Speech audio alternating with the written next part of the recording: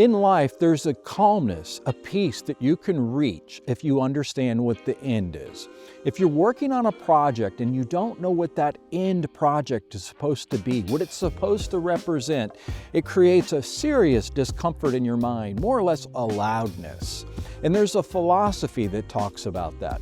And the philosophy is about restraint and understanding completion, the end, that everything has a purpose and everything should have a goal of an end. It really, to sum it up, just because you can does not mean you should, because then it creates a busyness in your mind and a busyness in your soul. That philosophy is called Telios, and Telios is our latest Helderburg 110.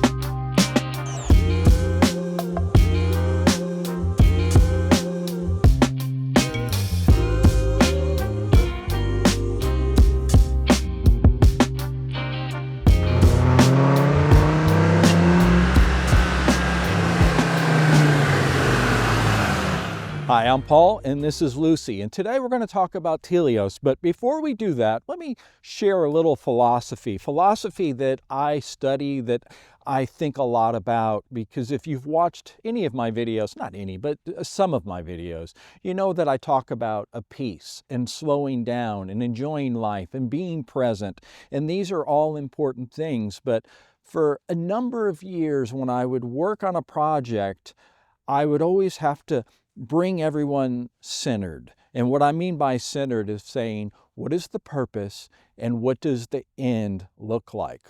And I see that discomfort in life a lot of times on projects where you can clearly see what was the goal, what was the purpose, and what was an end, because it looks like that project, and when I'm talking about projects, I could be talking about a classic vehicle, that what was supposed to be the end result. And I think a lot of times we lose that we, even in life, that we go through life and we don't really understand what complete looks like. Well, that's the study that we did on this one, and every Helderburg, because I often say this on video, just because you can does not mean you should. And why that played such a big role on Telios here, that we built for a client in California, is starting with the color. The color is a pretty bold color.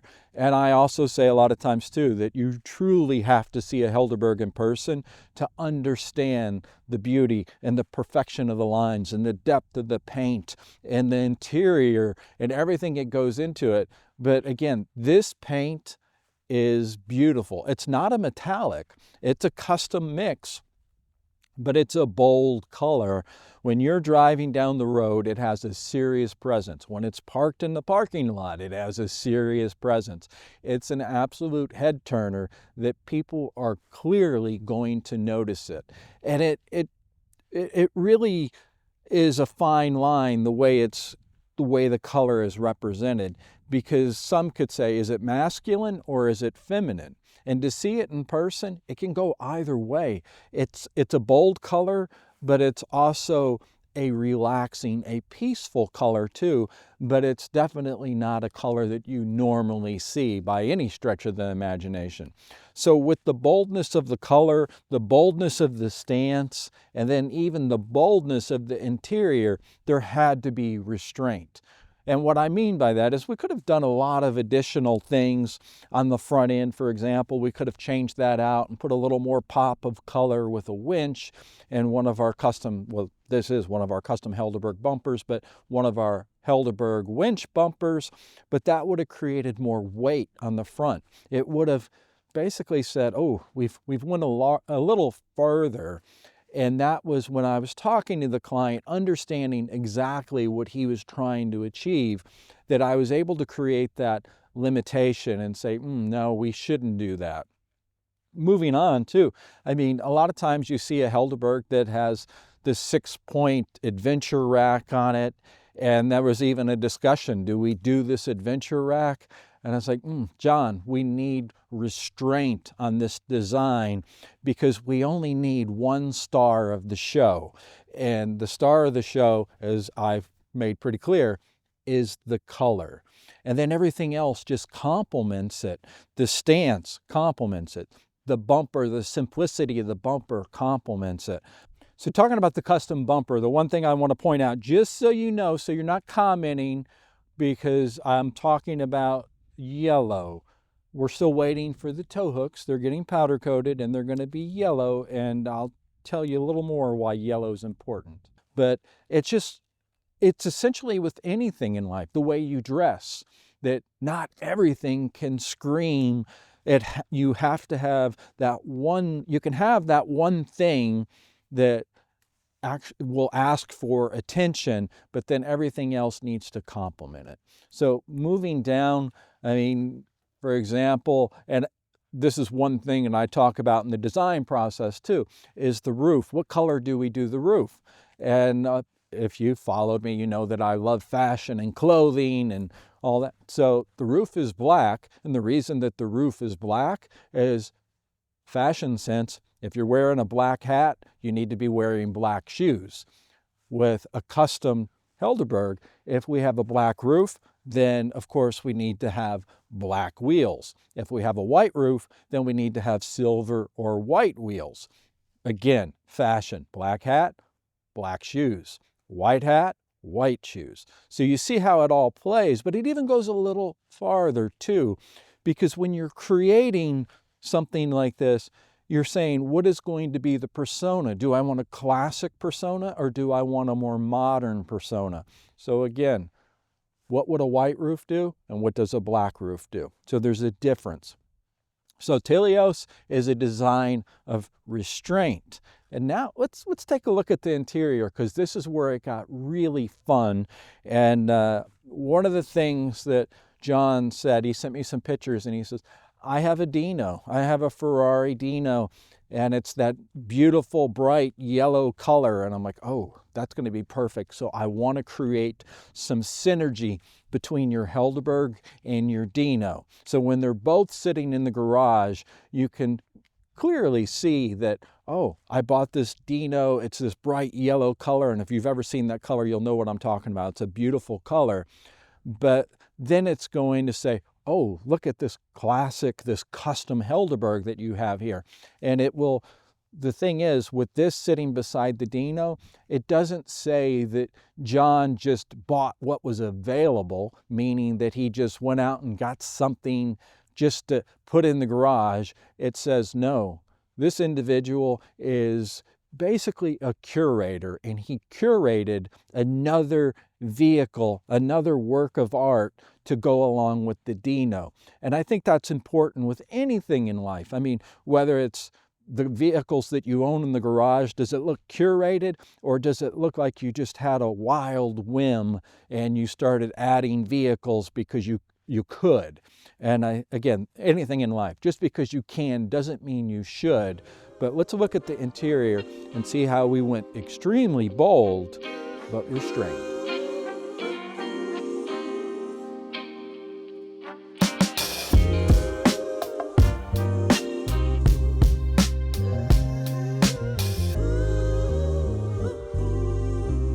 So now that we're in the interior of Telios, you're going to be sitting here and you're looking at it and you're analyzing everything that's in it and you're saying, oh, look at this, look at that, look at this. And this is going to be an interior that either you love it or hate it. And so love to see your thoughts on that. Is this a love it or hate it interior for you? And where I say that it has restraint, I mean, we could have done a number of things to take it to another level. And in fact, with the client, we had that conversation. There was a lot of conversation because, as I said earlier, that he has a Ferrari Dino in the bright yellow. And he said, well, I want to be able to introduce the yellow into the vehicle. And we definitely did that. And I'm going to show you where we did that. But he mentioned about doing it in the interior. So again, it's one of those things, just because you can does not mean you should. And things that we talked about on the interior to be able to introduce that yellow, or the things that he said, well, why don't we do yellow stitching? And I had to I guess, redirect the conversation after I explained that that was going to be too much, that was going to take it out of the restraint level and make it too busy, that where could we introduce that bright, vibrant yellow. And visually, because when I'm designing something, I see pictures. It's that I can visualize it, and I can just automatically create the picture in my mind and say, this is the way it's going to look. And I simply couldn't see a picture that wasn't having a red X over it with yellow stitching on the seats, because the centers right here is like a very soft cream color, and then the blue is a medium blue, and to be able to introduce some yellow, it would have been a little too much. So not to harp on the yellow too much, but just thinking, again, the center of the seats and the section right here on the door, this is your warmth. So we could introduce a little more warmth, but that warmth really needed to complement. So for example, the headliner in the Italian Alcantara suede, this color of the headliner complements this color here. I mean, they're not an exact match, but they're very close in shade. So there was really, in my mind, one more thing that we could introduce that would have that warmth, and that is the steering wheel with the wood grain here. And once you use one of these steering wheels, you won't want to use anything else, because just the feel of it, the feel of the grooves on the back side, and just the solidness of a handmade wooden steering wheel is absolutely amazing. And not to get on a side note, but in fact, when we started doing these wood steering wheels, any of my classic cars, that's what I started doing, was wood steering wheels for all of those, because once you experience it, you just can't go back. So again, the warmth was here, and the warmth is on the cream, and that's where it really needed to stop. And then the blue creates the coolness of the cabin. So when you sit in this cabin, it's very luxurious, and I wish you could just feel the leather right now, because this leather is it's like a fine Italian glove leather is what it is. And it just has such a nice, I can't even explain it, of how soft it is. And then even the blue is extremely soft. I mean, this feels like the finest handbag that you could ever purchase, of the feeling of it. In fact, if you've ever touched a lambskin Chanel, the Coco Chanel purse, and how the smoothness of it is, that's exactly what it feels like here, that this feels like lamb's wool. But as you know, if you've watched the videos, that we tan our hides, we tan them to order in Scotland, and this is all cowhide. So everything in here is cowhide. There is no mix like a lot of the semi-luxury cars do, where the seating where you sit is leather, and then the sides are a vinyl, a fake leather, whatever the name they come up with it to try to make it sound like leather. Everything in the cabin that looks like leather, you can be assured it truly is leather. And then things that we also did too is, as I was designing it, getting measurements of the client, because anytime we're building a cabin or building a Helderburg, that's one of the things that we need to know. What is the height? What is the inseam? What is the sleeve length? Because we are building the cabin, we are custom building the seats, custom building the steering wheel, the center console, everything, even the shift rod here, which, by the way, we do this in a nickel plate here. And everything is custom built specific to the client, so it fits them perfectly. Because if you're doing a bespoke build like this, why wouldn't you just take some extra steps? So the one thing, even the adjustment of the seat, how tall is the client? And that's the thing, we have his measurements, and then that's how the seat is set up, so he can slide back and have plenty of leg room, and where it's comfortable. But then when it goes to the second row with your passengers back there, normally you'd say, oh, well, that's, your passengers have no leg room, but not on a Helderburg, because we even moved the second row back farther to allow everybody to be comfortable in the cabin. So here on the dash, a lot of blue on the top. Well, not a lot of blue, but it's all blue on the top. And then the contrast stitching here, and then the billet aluminum. And currently the audio system is not in. We are still building that because the amplifiers are tuned specifically to the cabin. And then the speakers are coming from France, which are the Focal speakers that are custom made for Helderburg. So it will have the tweeters up here. It will have the mid-range here. It will have more speakers, more of the mid-range in the seat box, and then there's speakers in the second row, and then there's speakers in the very rear, and then amplifiers and subwoofers. So what I'm essentially saying is we are doing the high fidelity audio system, the best system that we offer, and it will also have a switch down here too. So if you're listening to jazz, you hit the preset, and then everything adjusts for jazz. If you're listening to, let's say, classic rock, you hit the preset and everything will adjust to that, and so on and so forth. So whatever your musical taste is, the system is already tuned to that, which, by the way, that's one of the questions we ask the client. What type of music, what type of genres do you listen to? And then we tune the system to that. This one also has the custom Helderburg gauges, as you would expect, which are LED gauges, and they a little bit of tech in there that these gauges are GPS tracked, so it's tracking your speed. And who would have thought that you could do that type of tech and a classic Land Rover Defender that is over 25 years old? And a lot of times people find that surprising when they're like, oh, look, that's the brand new, 2025. I'm like, oh, no, actually it's not. That's 25 years old. And they always seem to say, wow, you've taken really good care of that. I just kind of smile and move on. But people can instantly sense that this is a bespoke build, that this is a custom build.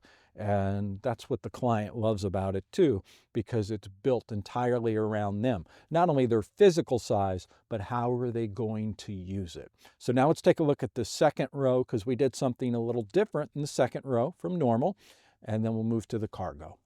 So again, I mentioned all of the little details when it comes to a Helderburg, and one of the details, for example, on the seats, we've started doing billet aluminum handles. So this adjusts the seats here, but of course, why would we do it in plastic? I just don't care for plastic. And when you're doing a bespoke build, why not, again, take the extra step and do some different things? So all three seats, they do fold over to create a flat surface here, and allows you for more storage, whatever you're wanting to do. But one of the things that we talked about in building this is the client is at a stage of his life that he wants to do things more. He wants to travel more. He wants to see more. And his two children are adults now, and they have it's amazing how close their relationship is, how much of a bond that they have. And in fact, so John lives in California, but he's going to fly out and he's going to take delivery of his Helderburg, and then he's going to drive it home. But he's going to bring his two children. And I say children, they're adults now. And that was part of the design when it came into the second row, is because one of them will be in the front and then one will be in the rear. And then they also have a little dog. And it seems like it's all about the dogs and everything else. And I'll tell a little more about dogs and what we do in the cargo area if you have a dog.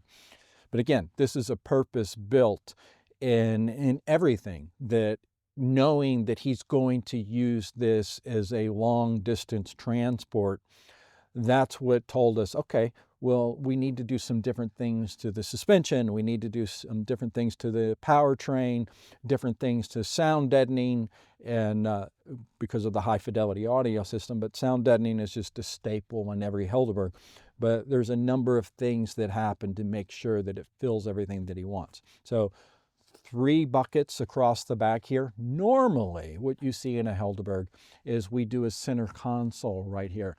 And under the center console goes the pair of the subwoofers to create that nice deep bass. And I'm not saying bass to shake the car, but bass to create a full high fidelity sound system within the cabin. So we did 3 here, and then we also changed the height of these seats too, because it was based on what was the height of his children too. So that was important. Normally when you're looking at a Helderburg, you'd see that these are a little higher. In this case, these went down a little shorter. And the reason being is when you're sitting here, that if your feet are flat on the ground, then you don't create those pressure points on the back of your hamstrings, and then your feet don't start swelling and going to sleep and all that. But anyway, so that's some of the elements that we did here. Now let's move to the cargo, and then I'll show you some subtle little things there. But boy, this interior, this blue, this is a blue you truly have to see in person, because the videos and the pictures just simply won't do it justice. And then the complement with the cream, oh, it's stunning. And before I move on to the cargo, a question that I get a lot of times that individuals say when they see the light color interior, which looks very elegant and very luxurious, they say, oh, the hard part is I wear jeans a lot of times, and me climbing in and out with my denim, that's going to stain the leather. That's where I always say, don't worry about it. It's not a problem, because this leather, being that it's custom tanned, it's specifically for us, it's exclusive to us, in fact, that it's so easy to clean this leather. You take a damp microfiber cloth and you just wipe it off, and the bluing from your denim will come off extremely easy. And the reason being is just the amount of wax content that is in this leather it just keeps it very easy to clean. And it's also a very durable leather too, that it can take a lot of abuse. And the smell, that's the biggest thing. And I have clients that will say that a lot of times, that they've had their Helderburg 5 or 6 years, and they, oh man, I can still smell the leather whenever I open the door. And yeah, that's because of the tanning process. Now let's go to the cargo area. So now that we're at the rear of Telios, let's talk about a few elements here. One, you can definitely see the contrast of the color with our staple galvanized corner brackets. And the reason that we do that is for the simple fact that every Helderburg is completely, and when I say completely, is completely disassembled. Every last single nut, bolt, part, everything. Completely disassembled, body panels and everything. All the rivets are removed, all the body panels are disassembled, and everything's put back together. So this is the staple where I'm showing that we took an extra step, because a lot of times, well, I'd say pretty much every time you see on a classic Land Rover, whether it's just basically a classic Land Rover, that this piece is attached and it's painted, and you see the paint build up, and it just doesn't look proper to me. And I just like that little contrast of color, because it moves your eye across the vehicle and allows you to see more. One of the things, backup cameras built right in here. So, and your license plate light is a backup camera. And here's a little trivia for you, just so you know, that you have 2 lights. You have one here and one over on the other side too, 2 matching, where they look like that they're matching. And one, this is a fog light. So this is a rear fog light. Think European, think British. It's very foggy there. So you would flip that on and it lights up, so people coming up behind you have a better chance of seeing you. And then on the other side, where it looks the same, that's actually your backup light. So that's a white light. This one being red, that one's white. And I get that call sometimes where, or somebody will comment on social and they'll say, Paul, one of your backup lights is out. And it's like, oh no, it's European. You get one backup light. So there you go. This one, we did do the different style bumper where it has the receiver built in. And again, that was understanding how John was going to use the vehicle. And there's going to be the chance, since he is in California, that he'll want to tow something, whether it's one of those really small campers or whether it's some jet skis. So that's why we put the bumper, and of course it's wired, so it's wired for lighting too. And then now moving inside, oh, the interior, center-facing benches, which is the nostalgia which everybody really appreciates. And then a question I get a lot of times when it comes to the center-facing benches is, do they fold up? And the answer is yes, they do fold up. They do have straps on them to hold them in place. And then the cushions themselves, I mean, they come out extremely easy. It's okay, Lucy. And they just come out. They just have little ribbons that hold them in place. So if you want to use the bottom of the seat frame is really a frame to hold things, you can do that too, or you can just fold the seat frame up. I mentioned too that one of the questions that we always ask is, do you have dogs? And if so, are they going to ride in the front seat or are they going to ride in the back cargo area? But if you have dogs, one of the things that we do is we do additional insulation on the back and here on the wheel wells and on the floor and everything else. And then we not only insulation, but we do additional padding. So then it's really easy on the pup's elbows. And as you're moving around and you're driving down gravel roads and everything, it's just a lot easier on the pup. So that's how it all comes together. The one thing, cargo lighting, I think is important. So it has cargo lighting back here. It has the lighting, the courtesy light up front, and these are custom made. These are LED lighting, and they have a delay on them too. So whenever you go to shut the door, then it takes a while. In other words, it's on a timer and it just fades on down. Same thing, you turn the key off, it's on a timer and it fades down. It's LED lighting. You have the option between a white light and a red light. And the red light, it's not because we're saying, basically, I won't even go with that joke. But anyway, the red light, what it's for is it's easier on your vision at night, that it doesn't create where you see spots. So red light could be at night, white light during the day. So that's the rear end. So now let me talk about a few more elements that I want to show you, because I mentioned a lot about the Ferrari Dino and the bright yellow, and how do we bring that color into play? So again, that this Helderburg looks curated when it's sitting in his garage next to his Dino. So talking about the introduction of the, let's just say, the accent pieces to match that Ferrari Dino when this Helderburg sitting in the garage next to it. Because I've said it and I'm going to say it again, it's all about curation.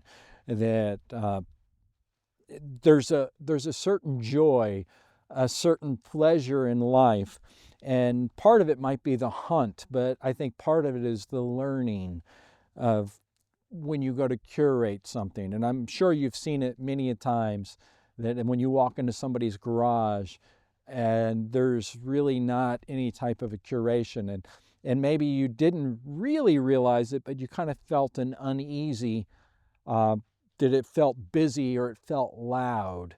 And that's true with anything in life, whether it's your clothing, whether it's your art collection, whether it's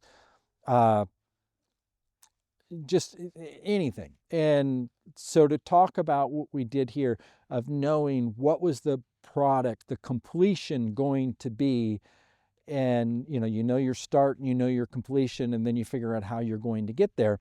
And where we brought that color in of the Ferrari Dino, if you've watched my videos, you know that the brakes that we do are almost always, talking about the calipers, they're almost always red.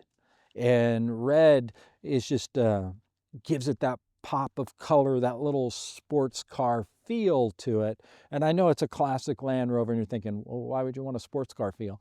Well, it's just that, again, it's that pop of color, and it just kind of creates a piece.